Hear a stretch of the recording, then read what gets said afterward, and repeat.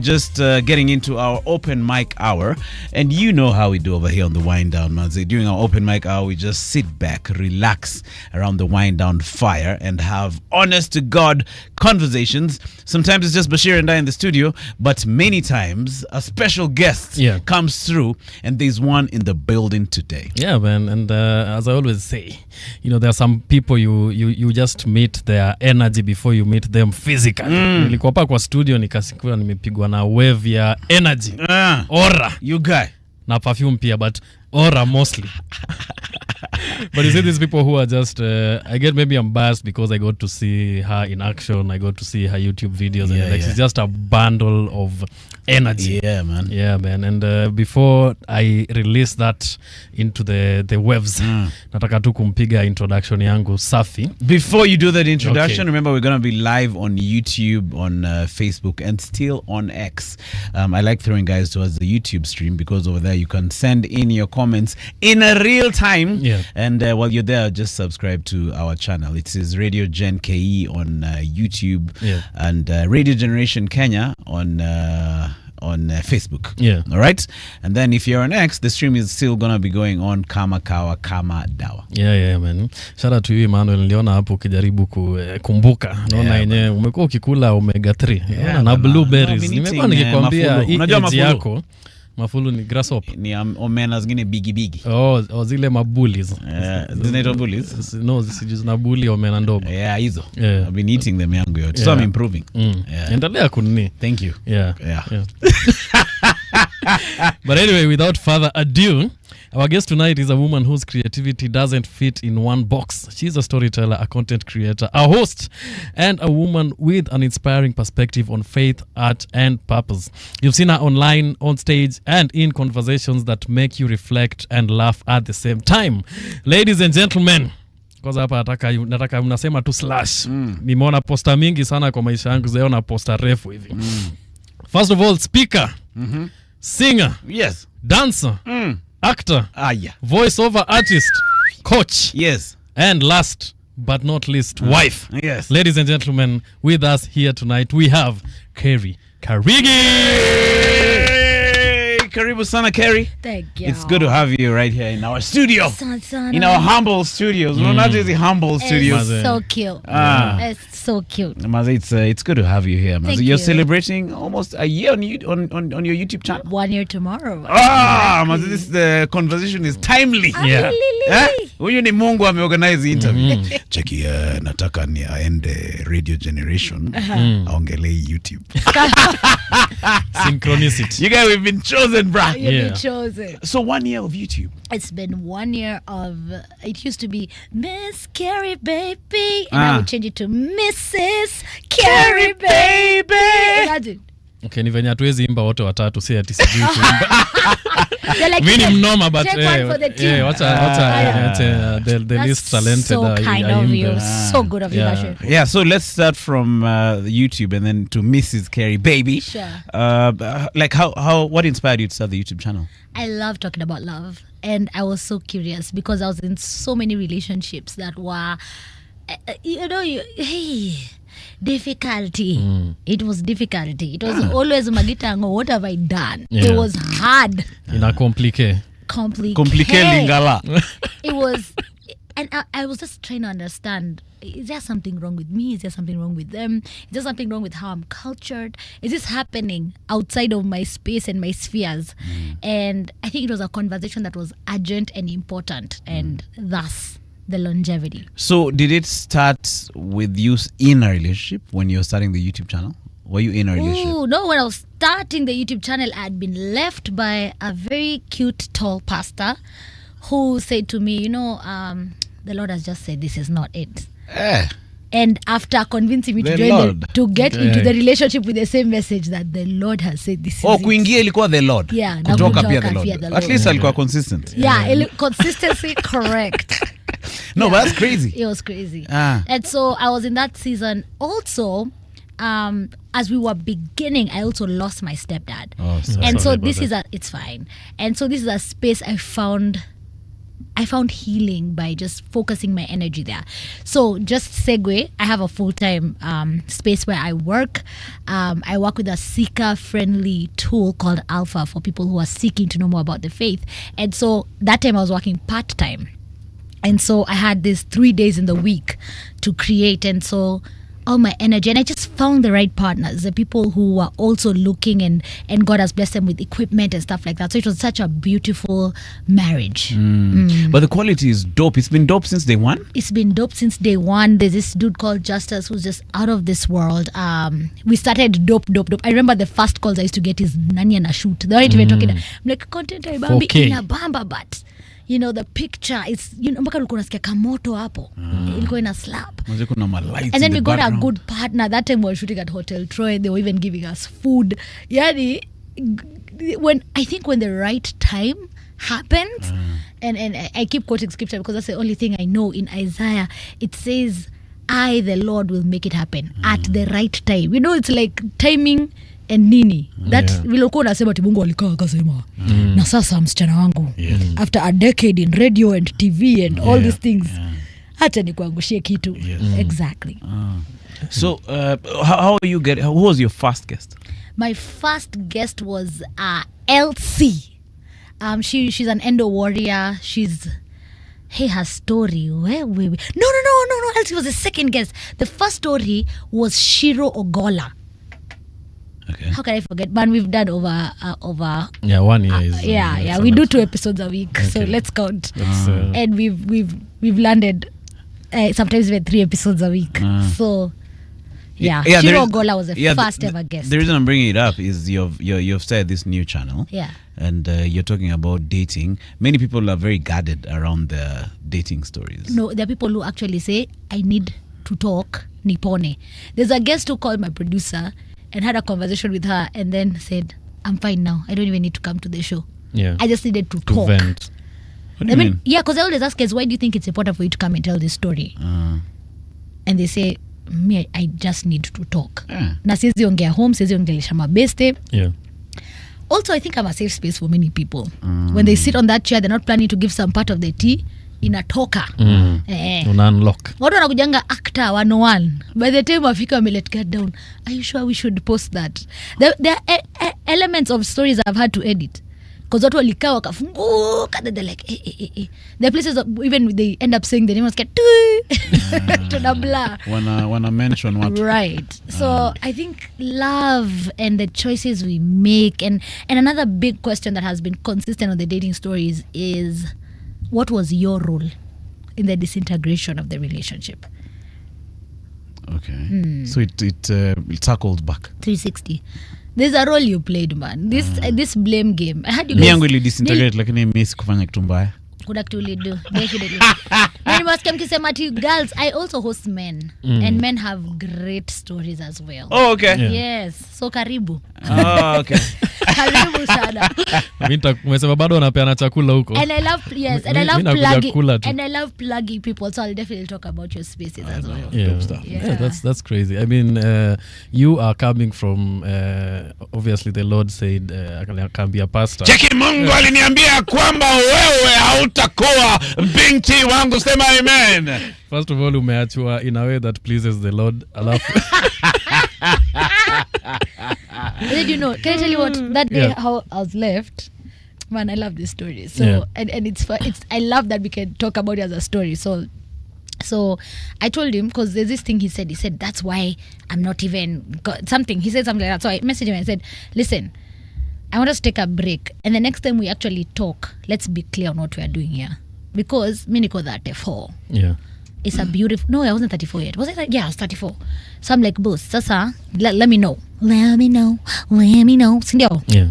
The guy's letting me know in a meeting, like, so I actually thought when I was going there that he was going to ask me, like, so let's now be serious. Let's start planning. Let's settle down. Yeah. Yeah. Shock. On He you. says, yeah. So I sit there and I'm in shock and I just feel tears running down my face. Damn. I don't react. I say, sawa, unalipa manilipe, because I had a dawa. Mm. And then we start walking. As we're walking, I'm crying, but I'm worshiping. I'm like, we give you. I was like, oh, and one thing I said to him, I said, let's see there's something God wants to do, because there's no way he can disappoint me like this. Yeah. Kuna mpango. I just had that confidence inside me. I'm like, there must be something. Because how can this happen? Yeah. Did he quote the scripture when alikuwa nakuacha? Did he bring out any Akidiacha scripture? alisema to me, nimesikia tu kwa spirit yangu is not. But then we walked, he was walking like behind me. I walked all the way from the restaurant to my house. Yeah. Akanizindikisha, nikafika kwa hao, nikaingia. I did the whole dramatic wall sit. You know the one for mpaka unakaa chini kwa floor. Unafanya slow motion. Alafu nika wail. But it was like a pain. Yeah. But then also there was I felt lighter.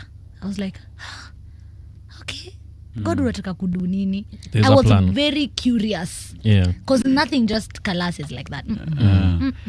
So after that, did you jump back into relating? Your After that podcast now, became now the love of my life, the dating stories. Yeah. I think I jumped into that. I jumped into work. Do you think that was therapy for you, the dating stories? It could have been, actually. That's a good way to think about it. Yeah, it could have been good therapy. But me, I was in shock. Me, I'll tell you guys. Kuna time nilikuwa nataka kubreathe. Unasikia kuna kitu inaenda ina stop mali. Like you're not fully breathing. Yeah. Yeah. It was actually. What do you think of that love ile ya kuingia yote with all your might? Itabidi umeingia.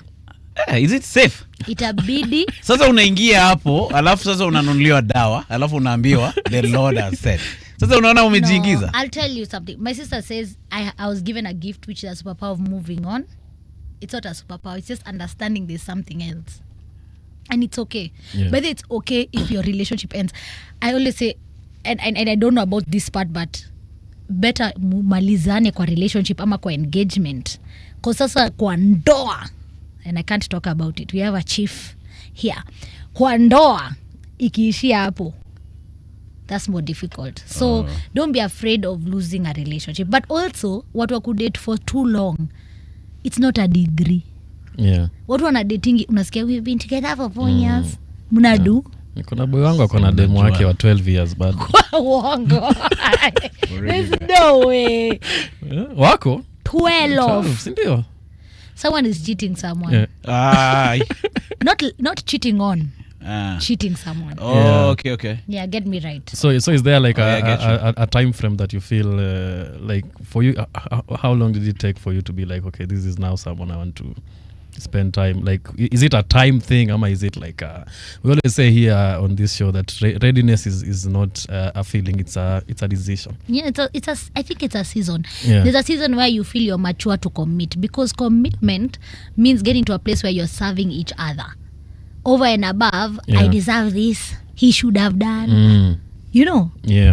If you're still in that, the people who talk to me about the relationship, I'm like, we're ready for marriage, because marriage is about serving one another. And even any serious relationship is about serving one another. It's about accountability. It's about honesty. It's about true commitment, which is a daily thing. I wake up in the morning and I say, I love John Kamau. I love him. You're telling yourself, right? Yeah. And he's so cute. Yeah. Even that daily. You're telling yourself, Amma is cute. My guy. You have to affirm. Knock attack. Take it, no. I'm kidding. I'm sure it's tuned in. Baby, pewa hii. Nakam. Nakuja. If you're listening, because today is Women Crush Wednesday, I know we have a lot of ladies. Remember, we have a lot of men called John Kamau. So, huyu ni wa Kerry. Usianze kushuku wako. Please, unaweza kuwa na John Kamau wako kwa nyumba uko like. I tried to Google my husband. His face didn't come out. It was just some random John Kamau. Did you mean? I'm like, did you mean? So, like, do you think that modern sometimes? Okay, let me give this question context. Like, I grew up with my mom. Very, she'd serve my dad. All right. So she'd wake up in the morning. I've told Bashir this story enough times. Wake up in the morning. My dad would wake up anaenda kwa jikoni. In fact, my mom would go call him. Cheki Papa Pepite, hot water is ready. Then he goes to the bathroom. Anaoga towel ilishaekwa hapo. Then he goes back to the bedroom. His clothes zimeekwa hapo, the ones he'll wear on that day. Then as he's wearing his clothes, Mother is in the kitchen. and then she prepares, gets the food out of the kitchen, puts it next to his table. He had a chair, so ameweka hapo, and then he comes out now and eats, and then now he wears his coat, he goes to work. So now me, when I was getting into marriage, them days, I thought that's the life I'm gonna be living. I have a question. What did your dad do for your mom? What do you mean, what did he do for her? What were his roles? He'd I'd say provide, I guess. Yeah, everything. Yeah, not everything. Yeah. At some point, everything, yes. Yeah. Even when she was working, he'd provide the majority. You get? But let me finish my story. Finish your story. Let me finish my story, question. but I need us to have more context. Yeah, okay, Yes. ask the question. That's it. Thank you for answering Yes, that. yes. So when I was getting married, in my mind, I thought that's now the world we're going to be living. So in fact, I was joking and saying, imagine sitaipiga pasi tena. Yeah. Mazeni nilipiga pasi yangu yote, which is not a bad thing, I think. But I'm saying maybe many times when we are getting into marriage, we think that the times have changed. And now you're from work, you're from shooting your podcast. I'm in the house. I can't wait for you to come to the house to cook. See me, I'm in the house and I have 2 hands and eyes. And Unatengeneza tu fulu. nakutengeneza fulu na ugali na mala. So do you think that we should not get into marriage with old school way of thinking in this modern era? I hear what you're saying, and this is a conversation I've been following up on for such a long time. And I realize that couple dynamics are so different. There's a lady who has never in her life washed clothes. Yes. But she takes out the trash. And people would be like, hey, yani, how can a man? But they don't know what the rhythm is. And every couple has a rhythm. So you can't come and copy paste that on someone's child who probably even grew up without seeing a dad and a mom in that kind of a marriage scenario. So what am I saying? The dynamic of a relationship is so core to the two of you, and you must have conversations around it. My husband was like, by the hata mi sipendangi piga pasi, mi nikamwambia wacha upendi, mi sijui. Like sijui. So we've gotten this cool iron box that doesn't overheat. It actually heats depending on the fabric. And so now I feel like such a wife that I can iron. I did not know how to make those shapes, and the kuna ile trau inatakanga ka kitu. Ile laini hapa. Imagine sikuwa na any idea. Yes. So relationships have such a different dynamic, and people come with so much baggage and so much expectations. The one mistake many people do is they don't do premarital counseling. Does it work? What's that? Premarital counseling is a space where you come in and you're told, have a conversation about what you expect. What I expect nini? Okay? Yeah. There's in one of our premarital said, I want to be taken care of. So the pastor asked me, that's good. What does that mean? So my husband knows anything he does that will make me feel taken care of. It's not at his degree, by the kutolipa rent in a slab. Wow, let me stretch a bit. After all, since I was 19, nimekuwa nikilipa rent, baby. Thank you. You saved my whole life. You changed my whole life. Anyway, so. Oh, he's done paying the rent. See, ni tu Mungu. God may provide in that way. We give God the glory. But let's say this, yeah? I'm just talking about my dynamic because that's the one I know. Yeah. And it works. I wake up in the morning. If my husband has woken up earlier than me, the one thing he'll do, and it's such a cute thing, he'll give me a hot cup of water. I love that in the morning. So I do that, I'm like, aki niko na bwana. It's not even, imagine it's not a souffle, it's not a full breakfast, it's just a hot cup of water. It makes me feel so loved. Like, I don't know how to explain it. But that's our dynamic and one thing we spoke about. So I'm not here thinking, nimba na mtu. Secretly hating him. Yeah. Now, they're the 4 horsemen of the apocalypse. You guys know about this. And I can share them quickly. I'd save them somewhere. But being too critical over your partner, having these false expectations, just, deciding that this person is not good enough for me, and just having ideas that they don't even know that ulikuwa umesema finally sitawahi piga pasi, and the day you bring it up na hasira where hata you can't even iron for me, you've already criticized the person, and they'll just shut down automatically. They'll just be like hata siwezi basi sita kwenda huko pia wewe kwende kama hiyo ndio ndoa, like it's crazy. So conversations, premarital counseling created a space for us to talk about what do we expect on the first night. Hapo ndo watu wanakosananga kabisa. Now your girl here was the one who did not want to talk about it. Say ni after hours ama bado? No, ni tuongee. And so my husband brought it up one day. He was like, that time is my fiance. Aki, miss fiance stage. Aki, hi fiance. So that he said, okay, can we talk about what are the expectations of the first night? Yeah. Unaona, those are things people go and shtuka. Nasikia saa zingine mtu anaweza ona the weapon a feint. Unashtuka, unaona hiyo ni nini? Mimi siwezi kuwa mtaro. You run for your life. Yeah. Cheki na kemea hiyo. Sijui niite kitu ama sijui niite nini. Kifaa. Lakini naikemea. Na kuna wengine hata waoni. Yeah. See the two sides of the coin. Okay, sorry. Back to serious. Yeah, I don't know who got that one. Please like, share, and subscribe to our channel. Anyway, so those kind of conversations that some of us will rather run, and we had a really good conversation. So it was not awkward when we left the wedding venue. Oh, expectations. Tukaenda kwanza Moi Avenue, Stanford, tukakula chipo na kuku. It was so cool, yes. Yeah. And then kwanza tulifungua kabasha. No. We had a full wedding. It's on YouTube. Please check it out. I'm gonna check it out later. Yeah, check it out later. And so this, we had to open a bahasha to get cash because Sanford lazima ulipe na cash. So, I forgot about that. So tukafunga kabasha kamoja. Tukatoa kitao, brown, tukanunua kuku, chips for us and our best couple. Yeah. And we got to the hotel room. It was easy. You know what I'm saying? There was no anxiety. I was like, kai, hii kitu hata nimesahau. Like it was very chill. So what am I saying? Conversations, expectations. Let me umesema four horsemen nikina. Yes, acha niwasomee sahi. Being critical now. Ngoja ndio huyu saying they're not enough. Yeah, but they actually all have names. Ngoja acha niwasomee. So the four horsemen of the apocalypse, of the end of your relationship. Oh, okay. So criticism, that is, you never think about anyone else. You're selfish. You don't care about me. Yeah. And that's not true. Like if you actually want to sit down and have a conversation. Then there's contempt. We've both been working all day. And I have to take care of the kids, cook while you play video games. You're pathetic. Yeah. Hiyo ni contempt. Kuna kitu kingine ni kuzi. Contempt. Okay. Yeah, contempt. Oh, that's what I'm saying. Then kuna defensiveness. I'm not going to listen to you anymore. I know what's going on. This is your problem, not mine. So someone who's highly defensive, you can't even break through to this person. And finally, stonewalling.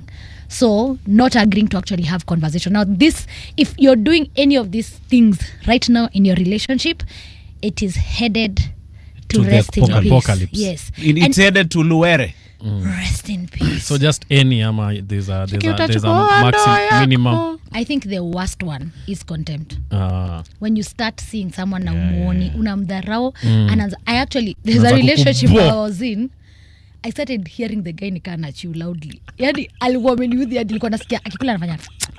And this like nikaanza kuona amenona. I didn't even want to hug him. I didn't want to see him. Like you just get to a place where unachukia mtu, and this is someone you deeply loved because you can't have and you haven't had real conversations and you've not, and some of us are so proud. If you looked at a scenario for real in the feet of the other person, you'd realize enyewe I think sikuwa nimecommunicate ama nilikuwa na high expectation ama nimesumbuliwa job na nimekuja na hiyo energy yote nikaileta hapa ama I'm going through an issue at home. Yeah. So that's really what premarital helped us with. So let's talk about premarital a little. Yes, so let's go premarital deeper, is designed, Bashir, that right before your marriage you go through classes. Wrong. No, I'm explaining from my context. Yes. I'm going somewhere. Okay. But first correct me. People do premarital too late. When mshafanya so many things, there's no turning back. Exactly. That is where I was going. Head there. Get there. Because I was saying premarital, there are classes before the wedding. Number one of the problems that I've seen with premarital counseling is sometimes it's a requirement for you to get married in a specific church. Yes. So jamaa anajikokota lazima niende hizi classes cause pastor alisema lazima nikuje hizi classes ndio akuja anifanyie wedding. So I talk it from like a point of mimi nataka kufanya. And then number two, I feel like 3 weeks or a month before your wedding is not enough training for the monster you're about to ingia in quotes. like after, like, you know the way we did training before we started this job, like we'd come here, there's a studio over there, we'd do shows, you know, no one was hearing, but we'd do shows for a very long time, so good, before we came on the air. You're learning the software, exactly, you're gelling, but now before you get married, 3 weeks or a month before, there's this class, it's called premarital, which you attend. Then after that, you'll not attend any other class. You get, obviously that knowledge will not go into your subconscious. I may feel like that premarital counseling, number one, shouldn't, it should be some sort of lifetime thing. So good. Like for the rest of your married life, you keep, you know, learning and unlearning and relearning. But that 3 months before, me Senika inatosha. Aitoshi, and I think the highlight is one thing they really pushed for us in our premarital counseling was to have a mature best couple who have been kwenye ndoa for longer than at least 4 years. And these people can ask you hard questions. You have to give them permission for the accountability that's needed. Na pia unaweza staki mtu kwa mtu mwenye hata mkachia for the rest of your life, because nikisema bwanangu kwa mamangu anasema huyu mtu nilimpatia msichana amfanyie hivi, you know. The same way, so, and the same thing for him as well. And so Pre-mat should be something for anyone who's in a serious committed relationship. The result for pre-mat is either you get married ama muachane. Na mtaachana vizuri, by them mtarealize we hapa haiwezi. Or before, if the classes work properly. And before you've gone home, because there's so much regret. Kama mshafanya rura shows, sijui nini, you've taken someone home, you've done what, then now you have to recall all that. That audition ni mbuzi. Yeah, imagine. Nazi urudishwa. For real? Yes. The exact ones anaweza leta zingine. Hapana ule. Wow. Cheki mimi nataka mbuzi zenye hii mbuzi si familia, sioni hii ya madoa. But now, okay, I'm listening to you both. Me hata sijafika hiyo level ya ni. Like I'm thinking, I agree with you and inafai kuwe long term, but also you're supposed to do it way before you decide to even propose to someone. Because now you see, kaona sema ni then the ndoa can end after you've done all these other things. You've done the rorashio, you've done nini, you exchange mangombe na mambuzi, and then what do you think about it happening way before, like when you start thinking about settling with someone long term? That's what's up. I remember I told my husband, now usiniambie anything about marriage mpaka tumalize primat. Our primat is actually 13 weeks. Wacha unasema 5 weeks. 13 weeks. Every session comes with a different couple, and they take you through real raw conversations, some that you've never had. You know, there's a lot of masks during dating. Can we talk about that kidogo? People bring their best foot forward. Yani, even your best wallet. Your best wallet, your best English. Msiana tafuna pole pole. I normally have a British accent. Kwa mapenzi. Checky, hi then. It's good to meet you. Let's go and have coffee. Can you have a cuppa? Would you like a cuppa? Angekuletea maji moto only during pre-mat. By the time you guys me, I'm done with the date. I'm talking in a Lunja accent. Let me tell you. But we hear you, man. Yeah. So people should like. We don't saying, have real conversations during dating, and there are some important questions to ask people. There's some important questions you can ask that will help you know their priorities in life. Una meet mtu na all you guys talk about is how's your job? The next thing. Kwanza me by the I just tell guys, musi have sex during dating. Because good sex keeps bad relationships going. Oh, okay. So you're there for the action. So you're in a bad relationship, but the junction was just action in the junction. Good sex keeps bad relationships going. When you walk in purity, there's some kind of clarity you have in your brain that will make you do the work that's needed. But what if uingie huko na mtu wa nini akopoa? God is faithful. So God ndio ata solve this. Mungu ajai disappoint. Mi nataka cheki Mungu nimeingia kitu na umeona ni kubaya.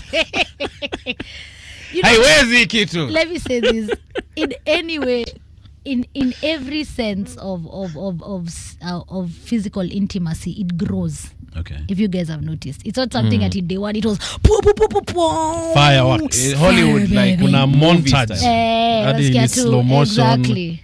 So everything grows. You can work with your partner. There's help. There's help if you need help. By the way, one of the classes we did in Primat was actually reproductive health. The men actually had to be told, so this thing, it's not straight. It is a certain number of degrees. Halafu pia ukifanya hivi inakusaidia.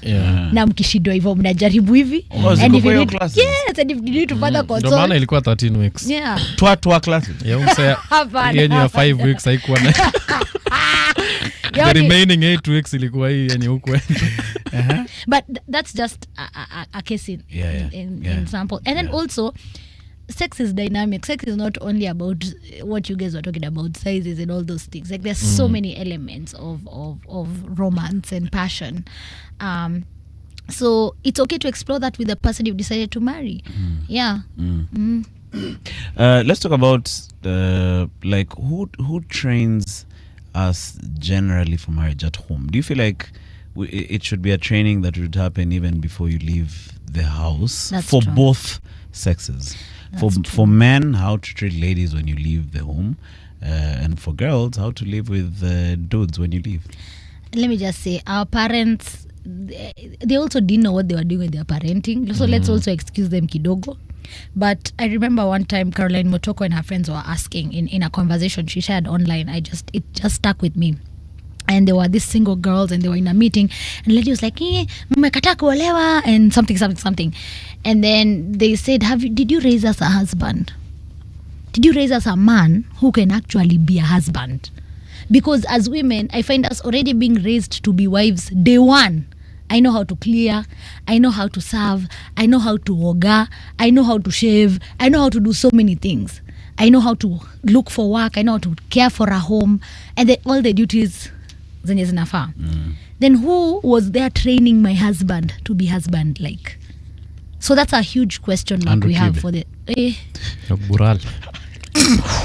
It's too soon, bro. Tuja recover. But the Rosina anafaa kusema story yote. Rosina alipata story nusu. Nini yako? Inaweza weza. Rosina is actually someone I've met. I love her. She's a sweet girl. I also know Robert for a long time. Sina maoni. We need that episode, man. We need it. But she should have just said the story. Na kuna elements of story. Zilikuwa bit. Ukienda kwa the entire to digress. Tuko na time. Ukienda kwa the entire all the stories Robert Burrell has given, if you were to hear the other side, because it's always the other side. Yeah. You did, she did, I did, I went through, this happened and this happened. Yeah. So pick one story. I would pick one story to talk about her, then ask her to answer what was the story in this scenario, so that we can all together, ladies and gentlemen, have a full picture of it all. Yeah, man. That's dope. I have a question because now I'm on the other side. If you have a question, Christ is the answer. Ministries. Anyway, just kidding. So I'm on the other side. Like I don't think nimefika hiyo point ya marriage. Hello from the other side. Okay. And like I come from a different generation. You know, like I'm a Gen Z tuseme hivyo, but mi ni wale wa kwanza, first issue. So when I hang out with my friends, I mean, I have the privilege of hanging out with Emmanuel. I spend a lot of time with him, even hapa Jobo. And last week I was hosting it was a film screening, and then after that we went and chilled at the producer's house. So the producer has a husband, a kid, and then we got to talking, and the guy was telling us, you know, it's like when it comes to love and all these relationships and commitment, like sacrifice is a huge part. So I'm hearing this, but knowing this other side of Benjamin Atoka, Gen Z's, like sacrifice is seen as an inconvenience, as a need. Like when you talk to any Gen Z in a relationship, the thing they always bring about is, okay, what are they bringing to the table? What are they like? It's always very one-sided, and I feel like that's why most relationships in that age bracket won't work. Like we really don't believe in sacrifice. It's always about what am I getting, you know. And I feel like even like the narrative being me by the ladies is nataka kukua princess treatment, nataka all that, without now like there's no sacrifice, you know. Like what do you think about that? I think the only way relationships work is if the competition is outdoing each other with acts of love. a good relationship will be I outdo you. Yani, I love you more than you love me. No, I love you more. No, I love you more. No, I love you more. And so it's not the self-seeking, because that's not what love is. Love is patient. Love is kind. Love does not keep a record of wrongs. Ulifanya. Like, if you guys were actually to go to 1 Corinthians and read what love is and check yourself, I think you'll be like, okay, Lord, work in me, fill me with love, that I'll be able to love. But that self-seeking nature for, I deserve this, I should have this. I always ask everyone. Someone's like, oh, me sasa niko ready. I'm like, okay, are you the person you want to date? Have you worked on yourself enough to be somebody that you want to date? Are you ready to actually serve when you don't even know if you'll be served back? And serving other people also, there's a complication also with Gen Z. I serve Gen Zs right now. I'm a youth leader at Alpha Kenya, so I work a lot with young people. Are they getting married? No. Okay.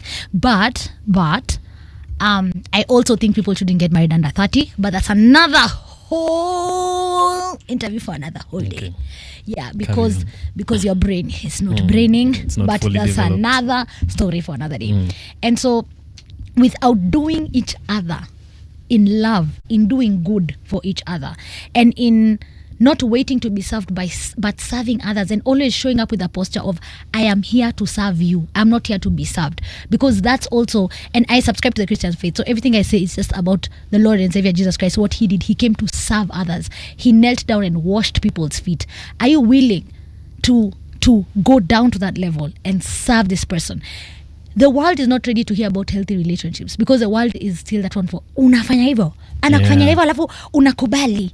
And these are people who are lonely. They've never even experienced true tangible care and love. And I'll give an example. So, me spendi kosha vyombo, and my husband is a better cook. So sometimes when he's not like really busy crazy, he'll make a meal. When he makes the meal, I can't stay there and be like, my nails out here, ain't nobody got time for that. Yeah. I'll sugua those if you'll be there. Come on. Hata ile ugali. Yeah, no, but we use non-stick nowadays for ugali. Na ina work, na inaungua vizuri na unanusia. Please, msinijaji watu wa your side ingine. Hiyo ni another discussion for another I'm ready for podcast. I'm ready. How to cook good ugali with non-stick. But can you imagine, you make someone, are they your slave? Did they come to serve you? Wow. Yeah. A moment for the joke. Like, did you get this person so they can serve you? Did you actually need a companion and a partner? And so I remember this day I woke up. I was waking up to pray, but then I ended up, I walked by the kitchen. I was like, wow. And I'm leaving for work in the morning. I was like, what can make my husband smile? Because I'm leaving early. I might not do breakfast with him and all that. If he finds a nice clean kitchen, he can make a nice cup of tea, and he won't have to think, hizi vitu ndaosha saa ngapi, in as much as he's working from home on that particular day. And so nilisugua vyombo. Do you know how happy my husband was? I didn't even think it would be that extra. Like, he was like, man, finally the kitchen clean, man. I was so jazzed. And I was like, thank you, Lord, for giving me, I do not like doing dishes. This is 3 a.m. I was like, let me just clear the whole place before even getting into a time of prayer. And I feel there's a sense of joy that comes with serving someone you actually say you love, and going over and beyond your comfort, your discomfort, your I deserve this. You deserve nothing. In fact, just the fact that you're breathing, that's a huge gift. So thank God. So that kind of posture will just lead you to breakups. I remember I used to be such an entitled girlfriend. You can't reach out fast. What is that? Maybe the person is in a deep dark hole. Emotionally, spiritually, financially. So I think Gen Z is such a beautiful season of your lives, and I love young people. But you can come up with creative ways of serving one another. And I think the last word I'll say about this is outdo one another with love. If you want to be in that committed relationship, if you want it to stand, it will not make sense to you. You'll do things over and above. And I'd rather be the good girlfriend. I remember one of my boyfriends, let me send you a message. He sent, because I was like, I'm going to talk about our relationship. So on the Dating Stories, there's a private channel where I share my own stories and people watch at a fee. So it's a members only channel, yeah? And so one of my baby, but I told him about this. He was actually there the day this happened. So I'm not. So this is what he wrote. Chess actually knows this boyfriend of mine, actually. Funny story. He wrote, you were a great girlfriend. Despite the kidogo hiccups, it was a pleasant experience. I experienced love, a connection built on genuine intentions, deep conversations, and yes, a good time. And I was like, that's what's up. He wrote when? Good review. This was in May 30th. Oh, so okay. I was shooting an episode of the dating stories for this particular. I called him up and I was like, yo, I just want to replay these scenarios by you, like as I talk about them, because I don't want to go there and give another narrative. Yenye iko, this is a campus boyfriend. And so when he wrote this back to me, I was like, thank God I showed up with everything. I have zero regrets about that relationship. And I think that's what should be there, that you came, you gave love, however it was taken. You're not giving it so that you get credit or so that someone can give you back, or you deserve, or you should have. Just love deeply. So is your husband, or are you of the same tribe? God, incidentally, we are. I had vowed against it, by the way. Nilikuwa mimi siwezi. How important do you think it is to marry from your tribe? It helps a lot. It does. God has mercy. It helps a lot. I think I've experienced dating different cultures.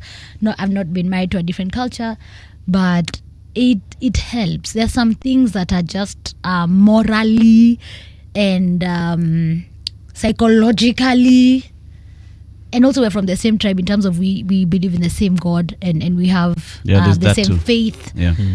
I think it has really helped us, because sometimes naambianga Mungu uni mtoto wako, deal na yeye, and like 2 seconds later, maybe actually, I think I didn't handle this nicely. And I'm like, thank you, Jesus. Checky baby, I know you teached me 100 G's and I cutted initially, but now let me I give wish it to you.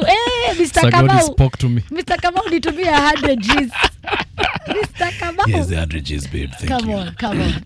No, yeah, but you're right. It helps. It helps. Because especially cultures, like I remember them days, I used to go with the missus at the time to Luanditi. And the first time, it was a shock. Hey, what a shock. Especially Lunjes. Lunjes have cultures. That's your neighbors to us guys. Yeah. So we are sort of from the same area, Yeah. but him is a Kali, Yeah. right? But uko mbele sasa ni Luya land. Yeah. Across the road. actually. Yes. Are you an yes. Imikomie? I'll say something about Kales at some point. Yes. So like us, I remember my dad, if say I'm married to you, for example, he then say hi to you with his Yes. hand. Yeah. So the first time that happens, you'll be shocked. You'll be like, hey, huyu jamaa kwani akona madhara? What's Yeah. wrong with this house? Yeah. Guys don't salamiana. Then I remember during my dad's funeral, the in-laws are coming. They were meva black. They're ready to come to the grave to mourn. Then they're told, hamwezi kuja hapa ma in-laws madem. So murudi tu kwa nyumba. You guys like and this just two things that I'm Even sharing. in death. Yes. Yeah, in Wow. death you just stay hapo kando. Yeah. But like that's the culture. So if you're not from that culture, it might be a bit puzzling. Is there a time for those conversations? But Did to be honest, you brief that the body will be put in the house for 2 days? People will come and sing and cry the whole night. Before the funeral, we will eat a proper meal. As the funeral is going on, if it doesn't end before lunchtime, people will be snacking to eat. This is an eating celebration of life space. Utanyolewa nywele. No, Lazima I just told her nitajenga it's nyumba. going to be weird. Yeah. Now, Check, it's going to be weird. Okay, what- let's go. Check it. What's weird? Like many of the things that are happening. Yeah. But I only say that to say the way if nothing wrong with marrying someone from another tribe, Nothing wrong. but Yeah. it'll be a very different culture. Because even when I go to Sapereland, hey, maze, those guys are Yeah. fast. Yeah. Maze, kidogo you're in the funeral home, kidogo you're in the ground. It's done. No, but we don't bury before 1 p.m. at least. The sun at least has to tick tick at afternoon. It has to be afternoon. But there's something that shocked my husband. So I love to share this story because it was so hilarious.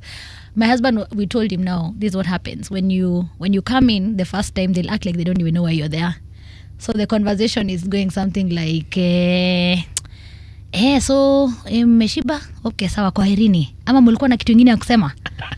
So my husband was like, what is actually going on? My dad had to say, relax. Because he was like, because I told him, I was like, so this is what happens. He had never been to a Kikuyu introduction. Okay. Kohadai- Rorashio is called? no, this is Kohoraime. Oh, Kohoraime. Yeah. So preparing the way for the elders to come. So he's sitting there and they're like, yeah. They're talking banda, general stuff. They have not even said why they're there. Yeah. So they eat, then they're like, okay, sawa, thank you guys. I hope you've enjoyed the meal. If there's nothing else, tutaona. Yeah. He was like, yo. They're sending Then me now, away. yeah, so now one of the guys will be like, yeah, actually, yeah, kuna kitu tuliona huku, ni maua nini. Yeah. So he was actually shocked when he saw it play out. And they were speaking even in Kikuyu, mixing with English, but he was still like, yo, my dad had to be like, hey, young man. Kwani he didn't go with an elder? Si unafaa He kwenda was with them. See, they were them. They're just flowing. So he's like, me, I've come for a wife over here. What's wrong with you guys? He had actually two. So my dad told him, hey, young man, everything will be fine. Relax. He was even sitting up about to say, hey. Unaenda aje? Nini hapa? Mimi nataka hii maua. It was so That's funny wanaongea na to me. maproverbs. It was so funny. Cheki, nimeona maua kwa hii boma na tumekujia hiyo. Na kifaranga nimekuwa nikitupia mahindi kwa hii boma. yeah. Kuna Kifaranga. Ati Kifaranga is kind of sexy kidogo. Maybe call me Kifaranga tonight. So Kerry, you're very bubbly. As Bashir was describing you, full of energy. Do you ever have bad times? A lot. The ones were so deep in our head. Actually, I did a post recently on Instagram. I was actually wailing. People don't believe, like, when you say I was grieving when I was talking about this post. I was actually grieving. Let me read it out loud. I pray I won't cry now, because it was like a huge healing moment for me, and I hope it healed someone. Just what I put out there. Huku ndani kweli mkona Aya, weta futange huku, acha Ndio. niongeange na watu wenye wanaandika message hapa. Kuna messages. Raia isiyo ya kawaida anasema Kerry Kagiri ndani ya nyumba kubamba radio nayo alishikisha enzi za kina Moose. Man. Shout out to you, Kerry. Kuna mafan hapa hivi. DJ Stitch is in the building. He says, yo, tell the guests I love her more. Wow, what a gem. The goal should be to outdo each other with acts of love. My new mantra. Watu wanakuwa Love it. inspired. Amesema salutations, lady and gentlemen, all the way from Kitengela. Sober Mind anasema cheki Mungu, nimeingia hii kitu na nimeona ni kubaya. I think ana refer to your example yangu murwa sana yenye nilipiga hapa kwa hii station. Hey. Lakini amesema great convo guys. Alafu Kwambai Collins was the first to mark the register. Anasema noma sana. Shout out to you, Kwambai Collins. So I wrote, world, I've struggled so much with body image. I've been the loudest voice in shaming myself. It started when I was called toothpick by one of the boys in boarding school. So we were playing three sticks. Then one guy just shouted, a hot guy from the balcony, he shouted, check it, toothpick. So I was like, but they actually look like a toothpick. And I believed So it. stuck. It stuck. Then I said, it's always been my legs are too thin, my stomach is too big, I have no waist, my teeth are too big, my nyash ain't nyashing. And then God sent my husband, who affirmed and showed me how I am in Christ and in this world. I fought him because he used to be like, you're beautiful, the most beautiful. I'm like, you've not met all the women in the world. Unanidanganya, wacha kunidanganya, kwenda huko. Anyway, and then I told him it's a lie. His admiration, affirmation, consistency has made me start believing it.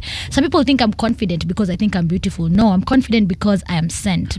I'm bold because the Lord has affirmed his call upon me. But anyway, blah blah blah. Please go to my Instagram and read this. But at the end I said, I'm grieving, weeping, because I was actually crying. I was like, How come? Why?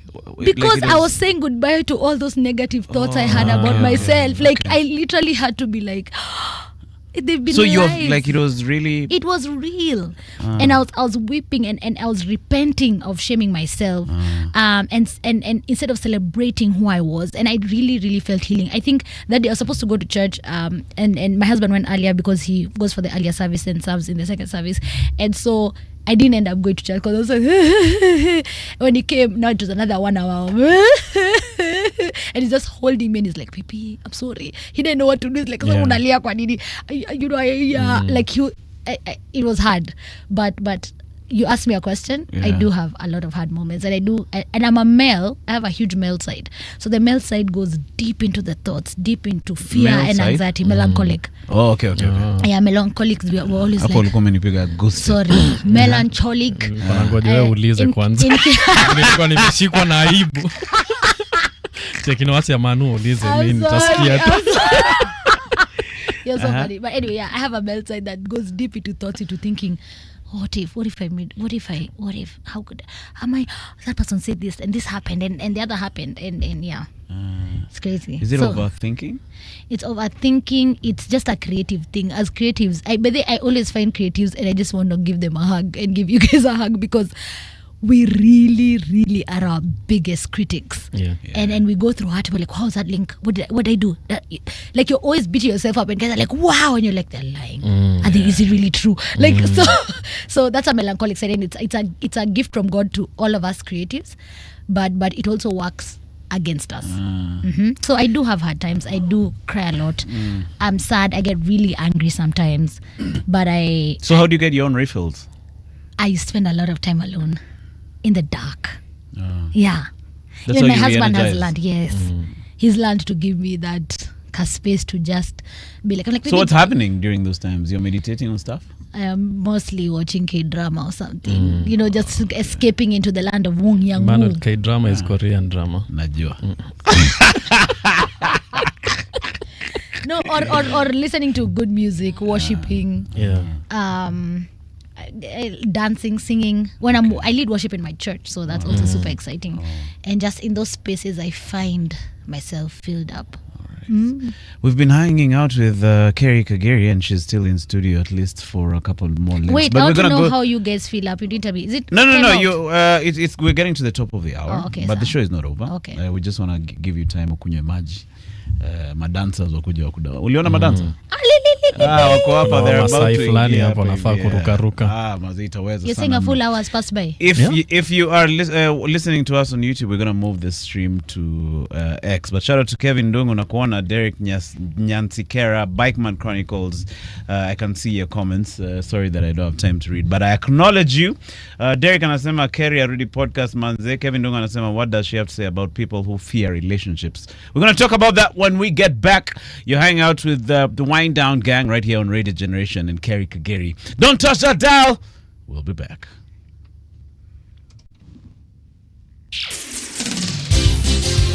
It's 9 o'clock.